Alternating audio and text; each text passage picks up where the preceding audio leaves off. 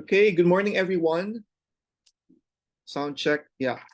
Good morning, everyone. Welcome to our Patrician Integrative Learning Experience session, together with our grade 8 junior high school students. In a few minutes, we shall start our session. We will begin with an introductory video, the playing of the national anthem, the prayer, and the videos coming from the school and Global Lighthouse Studios.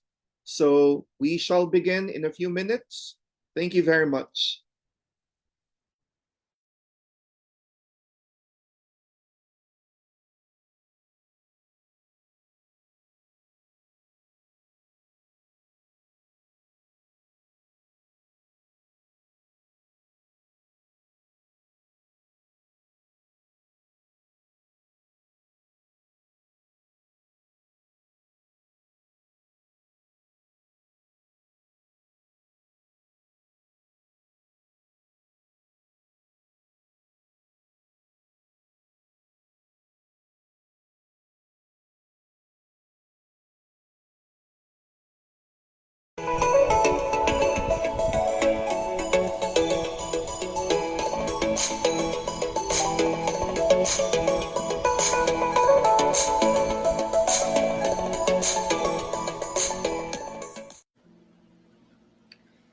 Heavenly Father, we come to you today with humble hearts, seeking your guidance and wisdom as we begin this program. Lord, we ask that you would bless every person who has gathered here today, and that you would be present with us in a special way. We pray that this program would be a time of learning, growth, and fellowship for all of us. Help us to listen to one another with open hearts and open minds, and to support one another as we strive to serve you in all that we do. Please give us the strength and the courage to follow your will and to use the gifts and talents you have given us to make a positive difference in the world. We pray all of this in your holy name. Amen. Mga kababayan, ang pambansang awit ng Pilipinas. Kayang mag-ibig, dalas ng sinakalan, alam ng puso, sa dikit mo'y buhay. Lupang bihirang, tuyang ka ng mag-ibig, sa manlulupin, di ka pasisigil, sa nagagang putok sa simoy at sa langit ang bagaw, ay hinatang tulad, awit sa paglayang minamahal. Ang isang ng matawad mo'y tagumpay na nag-iibig, ang bituin at araw niya kailan ang may di magtitinig. Lumalang araw ng walhagit pagsinta, buhay langit sa piling mo. Ang hinigaya ng kartay mga api, ang mamatay ng dahil sa'yo.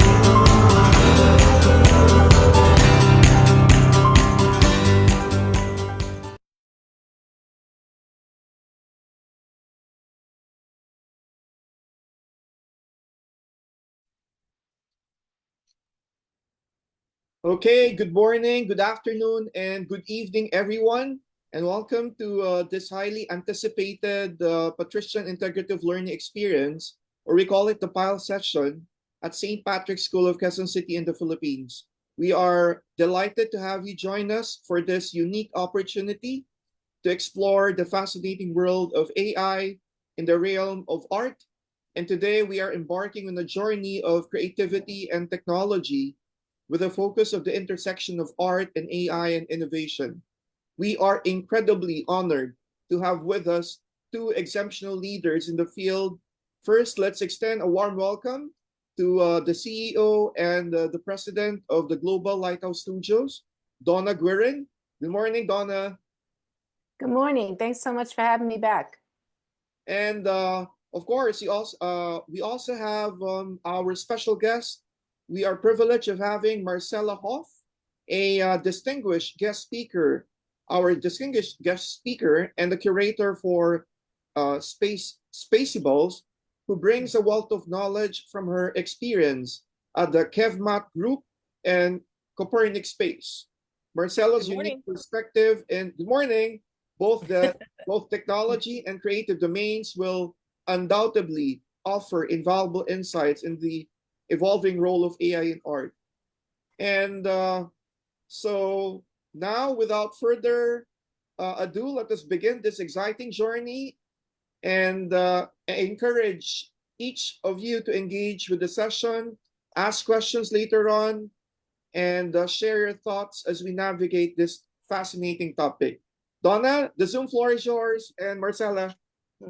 Great. Thank you so much, Dr. Derry. And I want to extend a warm welcome to Marcy. And so Marcy works with Lady Rocket, who I know that you guys got to meet last week. So I'm super excited to bring her here and all her wealth of knowledge. I know that she was having a little trouble sharing the screen. I'm not sure, Marcy, if you found the share screen button on the bottom, but I believe you should be co-host now. So you should have the capability. There should be a little button in the middle next to where the heart is, and it says share, and then you should be able to click on that to share your screen. If you're having trouble, then I don't have one. I have a more button, and then it has a long drop down, but I don't have a share screen. Well, perhaps you can send it to me and I can share my screen. I don't know if that would work. I was just going to walk them through making a piece of art, but that can be, I don't need to. I can also just explain it. Okay, well, then go ahead. The floor is yours. If you want to send something to me, feel free to, because I can go ahead and share it on my end while you're talking. So.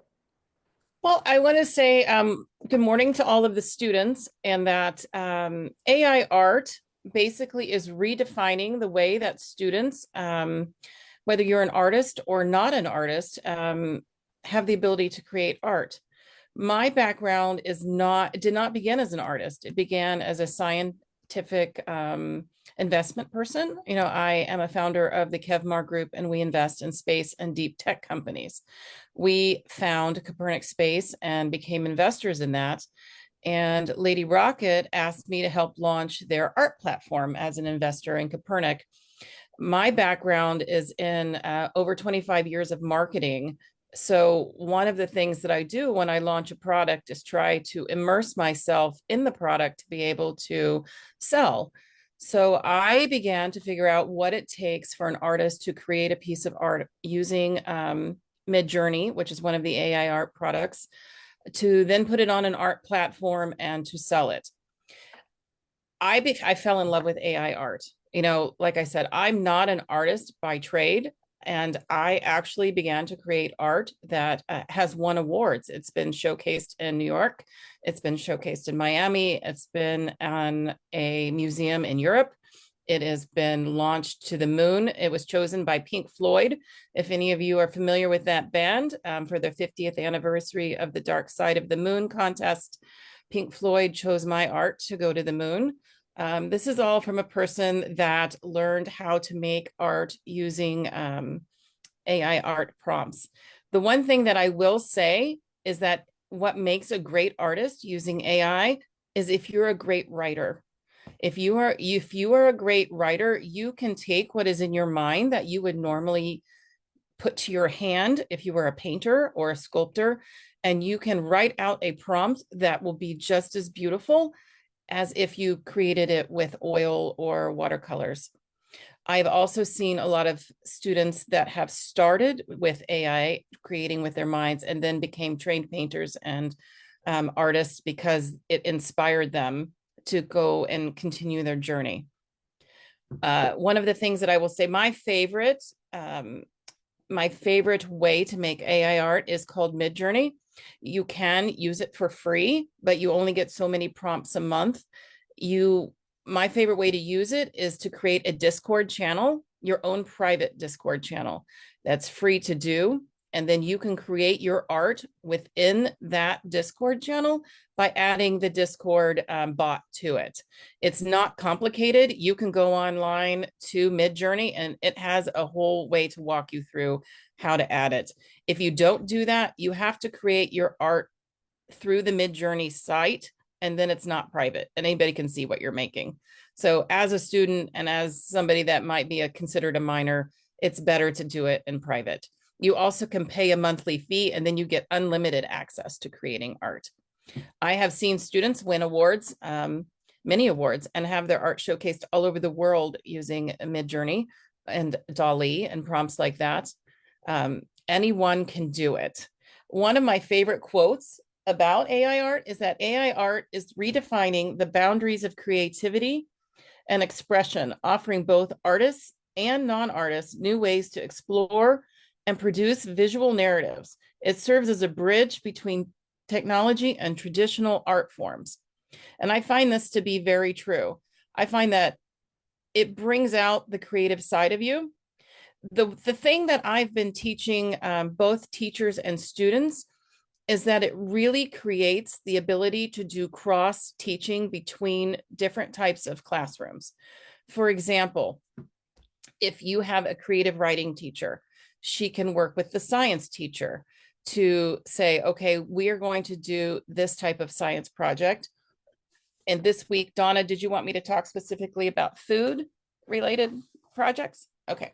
So for example, in this, you can use the creative writing along with science. You can use it along with, let me find my prompts. One second, guys. Oh, okay. So through the use of art, you can use it to understand and apply media, the techniques to create the food works of art, but also the art teacher and the creative writing teacher can work with the science teacher, investigating the components of various food groups and their health benefits, working with the writing teacher to create the prompts. In social studies, you can explore the cultural traditions and the practices related to food, in addition to having the students do creative writing around it. In language art, you could have your students write descriptions and explanations related to food art projects. So there's so many ways. I have several documents that I'm willing to send to principals and teachers and anybody that it's way more an explanation and even has lesson plans about how to do that. But that's my favorite thing as a mother. I have 3 children of my own that I believe that AI art is good for, is that it is creating outstanding writing skills in students. If you want to create a space scene, I'll talk about outer space because that's what I invest in, and you want to create an award-winning piece of art. If you write the rocket launches into space with stars around you, you're not going to win. What you need to do is to talk about the color of the rocket, the way the light is bouncing off the rocket, the angle of its trajectory, what the stars look like around it, the planets, how they're positioned. Are the planets in front of the rocket? Are they behind the rocket? You literally have to describe every single piece of the picture. And that's how the kids that are winning the awards are doing it. And it's developing creativity and creative writing. Does anybody have any questions? Does anyone have any questions so far? I wish you could share your screen because I know you wanted to share, and it does say you're the co-host, so I'm still not sure why. I don't I'll tell you, I have audio, I have video, participants, chat, react, and that's it. Marcela, I made you the host now. Oh, Just- now you're the host. Now you got all the tools. oh, look, let's see. I told her, I said, I should practice like I have allow all participants to share screen. Yes. So then you can allow yourself.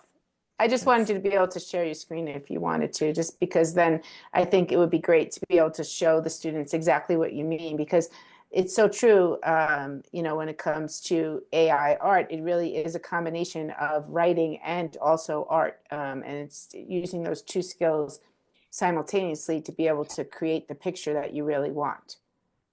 I found it. You'll laugh at me, students. I had my screen not at full capacity, so it was hiding the share button.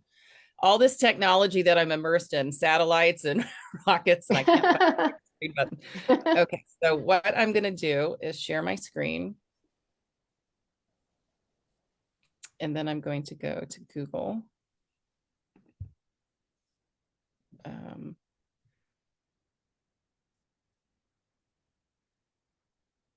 Okay. I don't think I have it set up to share, guys. I have not done this before. So Donna, I'm sorry. We're probably going to have to. No worries. While we're waiting for Marcy to navigate through, we've all had technical difficulties.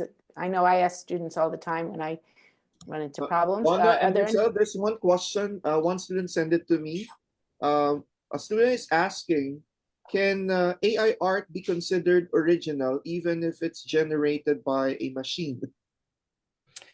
So this is a very interesting question, because there are a lot of copyright laws and they vary through different countries. It's a debated currently. It is considered original. For example, I actually have sold AI art for $8,000 for a piece of art. The person very much considered it original, and I signed it as a work of art, and it's hanging in their home. Other artists that are traditional artists may disagree. If they're a trained oil painter or a watercolor painter, there is some pushback that is not. I see both sides of the fence, but I do know that I've always been a really good writer. So my skill comes in that. And, if I can create a beautiful piece of art utilizing my mind, I'm utilizing my mind the same way a painter would. I'm just not using my hand. So does that make sense? Yeah, very clear. Marcela, thank you. I hope we answered your question to one of the students who sent me the message. Thank you. Are any of the students that participated in the F1 Racing to the Moon AI challenge here in the room today? I'm just curious. I know we had one winner from your group. I just don't know what grade they were in. So I think it was grade 9, Donna.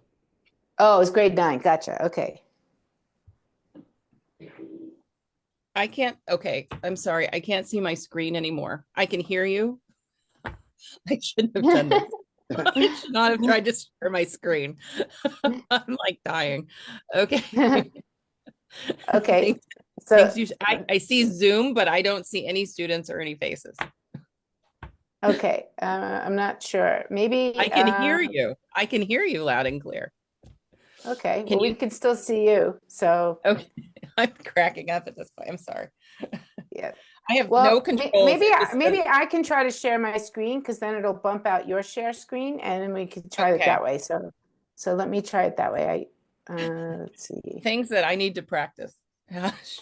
Okay. So can you see my screen now? No, it just says Zoom.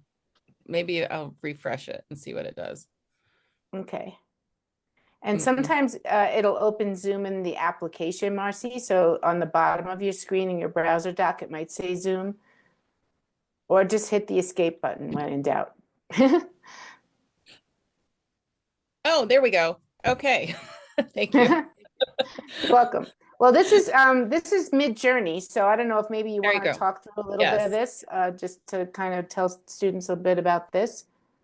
So in Midjourney, here I am trying to move my cursor. Let's see. I use it in Discord, and I will tell you the way you use it in Discord is it utilizes prompts. Like it utilizes a backslash, and then you put the word imagine, which I think is really, really cool, and then a semicolon. And then after that, you start writing. You start writing any of your prompts. So I would say, Donna, if you hit that button create, that's under explore.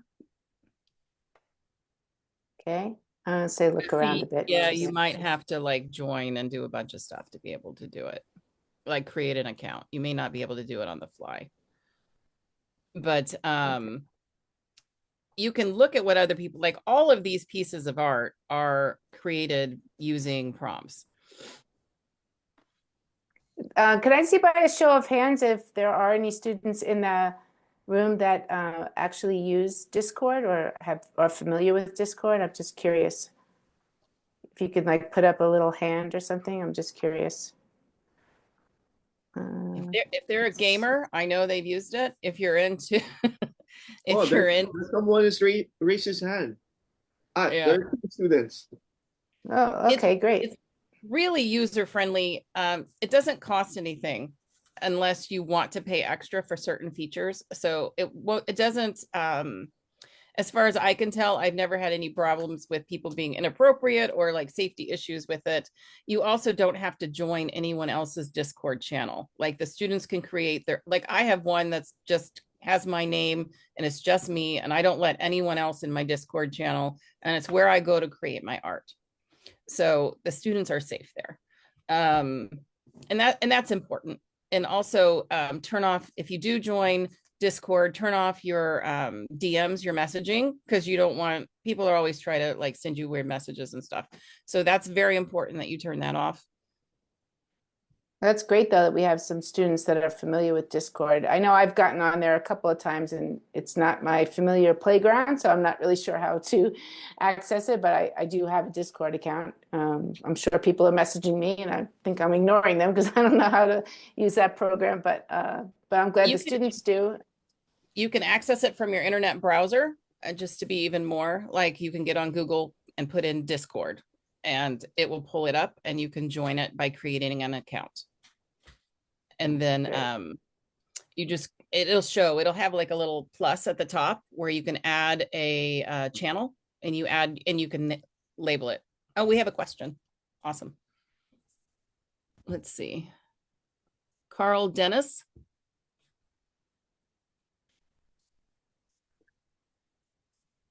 Here's my question. Uh-huh. Okay. If why is AI art important to people, and also can AI be considered original if it's generated by a machine? So the argument for it being original is that it is created by your brain. It is not the same thing if you create a piece of art and if I give you the prompt right now, make me a fruit salad, since we're talking about food, none of you would create the same piece of art. You have to come up out of your brain with the description of that fruit salad, and you have to write it out in your words and what you imagine it as. And also, some of you are going to create like surrealistic fruit salads. Some of you are going to create fruit salads that look like they were hand drawn. Like there are all kinds of prompts you can use in Midjourney. Not a single person here is going to create the same one. So it's very hard for people to argue against that it isn't original when nobody else can really create what you did. You're not pulling a piece of art out of something that's already made. You are pulling it out of thousands of pieces of art prompts that have all been thrown, let's say, into a mass jumble, and it's pulling out those pieces based on your wording. So the students that won some of the art competitions, their art was very different than other people that entered. So it really, well, I know some of them were hand drawn though too. depending on the art. But hopefully that helps. Yes, and I was just trying to pull up the screen while you were talking because just last week, I'm not sure, Dr. Derry, if you had a chance to watch the YouTube video, but we had a food photographer on. Her name is Corinna Obertis. And I'll just show you a quick glimpse at her website. She has some AI art. She does some actual food photography, but then she also does some AI art as well. I know she did some with some apes or some gorillas, if I could find them on here somewhere. But this is just an example how you can be a photographer and you could be a painter and you could be a different type of artist, but then you can also, you know, think of AI as a tool in your toolbox that you can use as well to be able to create art. And I know that Marcy, if you want to mention some of the artists that you've gotten to work with that use AI art with Spaceables, that would be great too. So we have world famous artists that do both, that I've worked with on Spaceables as well as other platforms that are oil painters or watercolors, but they also utilize AI art because it sparks imagination. And a lot of times they will create a piece of AI art and then they will paint, you know, by hand sometimes what that piece of art, you know, inspired in their brain. It really just creates a lot of cross-disciplinary thinking, whether it's in the classroom between different subjects or whether it's between two different types of art.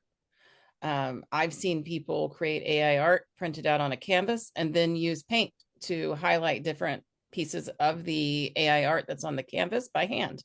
So they're integrating oil painting with their canvas AI art. So, and also if you do any part of it by hand, like if you print AI art on a canvas and then you go over it by hand with paint, it's no longer considered AI art. It's now considered original art. And just so you know, Sotheby's and Christie's, which are considered two of the largest and most famous art auction houses in the world, are selling AI art in their auctions now. And some of them have actually sold for over $500,000 a piece. So if Sotheby's and Christie's are selling AI art for $500,000, it's very hard for people then to argue that it has no value. But all art is in the eye of the beholder. Art only sells for what another person puts the value on it for. But why do we make art? You know, we don't just make art to sell it. We make art for its intrinsic value, for its beauty, for creativity, for, you know, culture, for passion. You know, you shouldn't only make your art just because you want to sell it for something.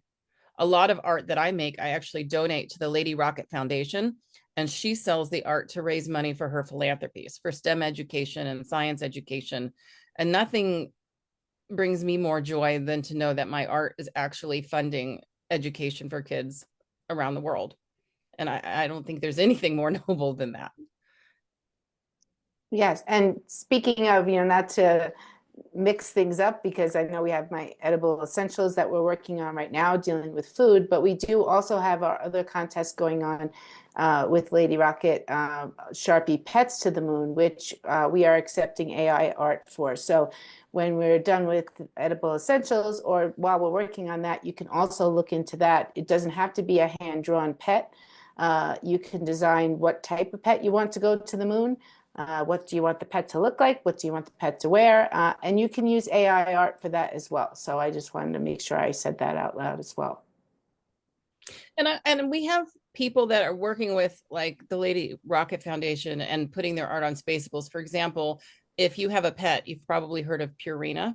Purina is one of the companies that makes all of the dog and cat food, and they're pretty well known around the world. We have an executive that just had worked for Purina for like 20 some years, and he's now making cat and dog AI art and has launched his cat and dog art to the moon, and is creating an art collection around them and tying it to that. So you have lots of very successful professional adults out there that are having a blast making AI art, and tying it to their formal places of business. I think it's only going to grow. I think it's a fantastic thing. You know, I can teach a 5-year-old. I taught my well, she was 4 at the time. I taught my 4-year-old granddaughter how to make AI art. It is not, if I can teach a 4-year-old, I guarantee you every single one of you in this classroom can do it. It's just a matter of setting it up and going with it. And the sky is the limit. The only limitation you have with AI art is your imagination. You are your own limiting factor.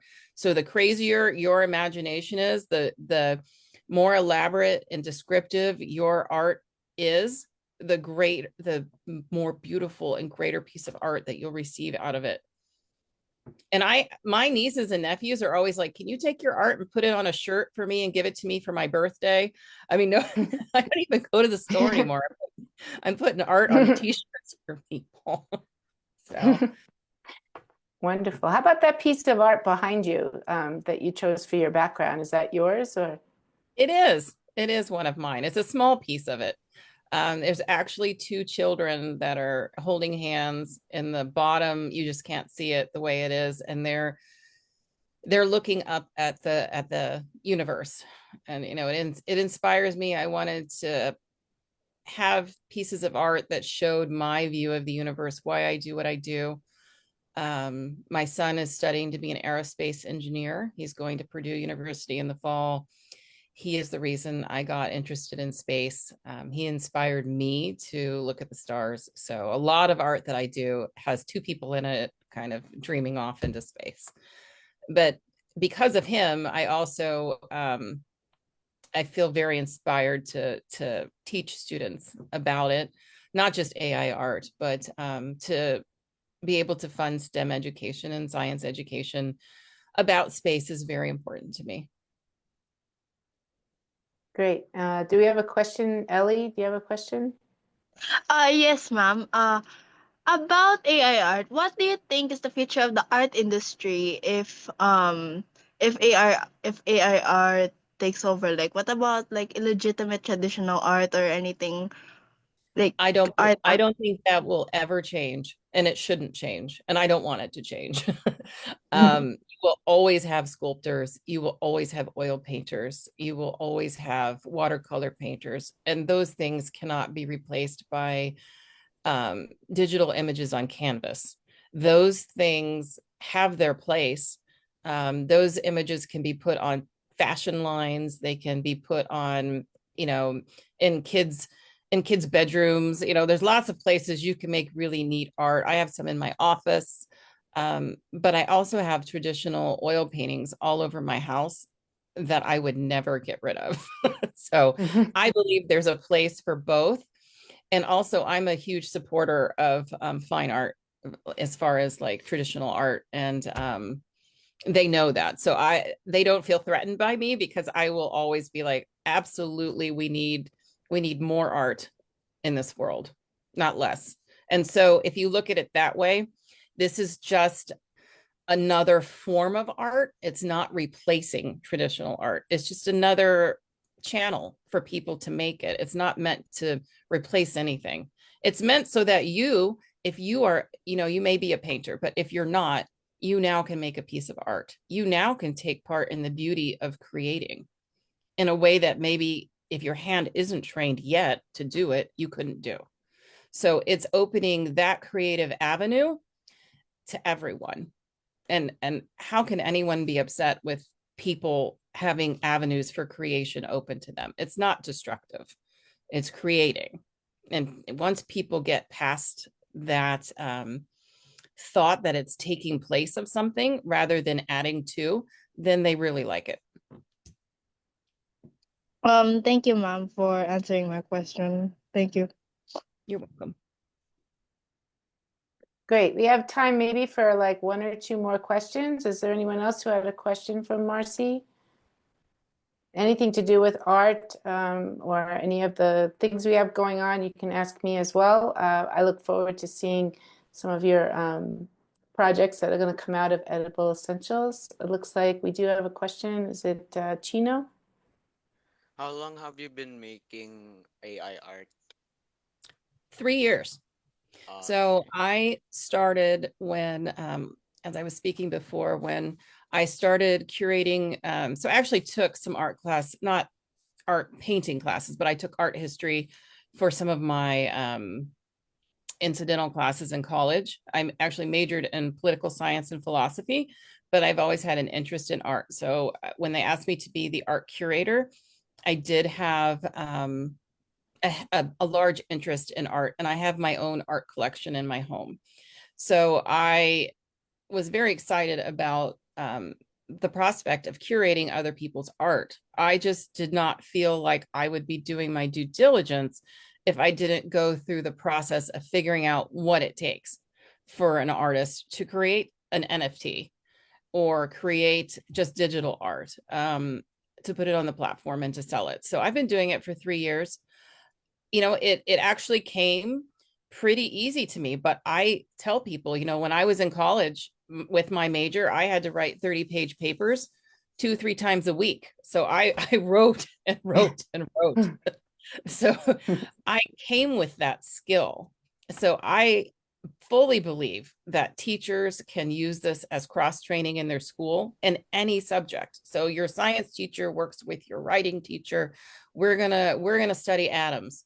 So we want the students to make art involving atoms. So we want them to create their own. Well, now that all you're doing is practicing writing, your descriptive writing in everything. And if you're adding this art into many of your projects in your school, your writing will be so great by the time you get done and start applying for universities. It really will make a difference, because you'll no longer think of, I need 3 sentences in my paragraph and I need this many paragraphs and this is what makes a page. Now you're actually thinking about your descriptive words and the weight of those words, because when you make AI art, it's not just the words you put, it's the order of your words, because different words have different weight depending on what order you put them in the sentence.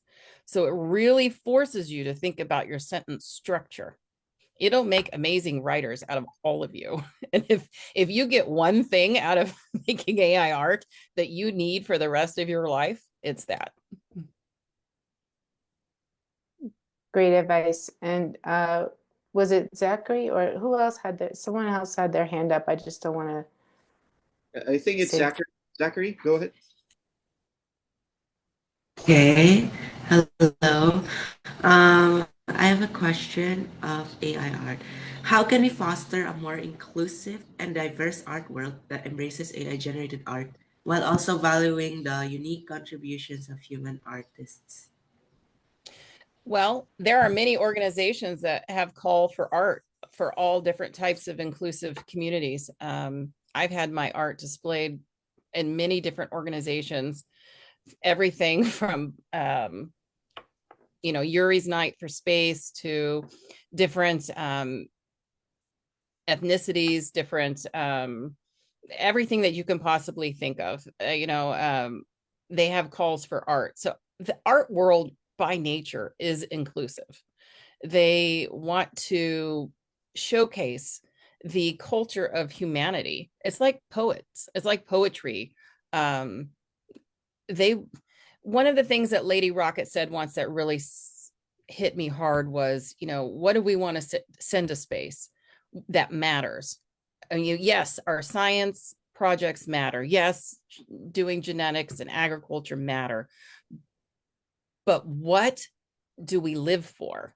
We live for poetry. We live for music. We live for art. And those things by nature are inclusive because they showcase all of humanity in their barest forms, where humanity can really emote and show their nature. So I haven't had a single situation where I felt like anybody was excluded from anything in art. And I think AI art, like I said, allows everyone. It gives everyone the ability, whether your hand, and I go back to saying whether your hand is trained, because if I worked long enough, I could learn to use my hand to paint, but I haven't. But I have used my mind for years and years and years to learn to write.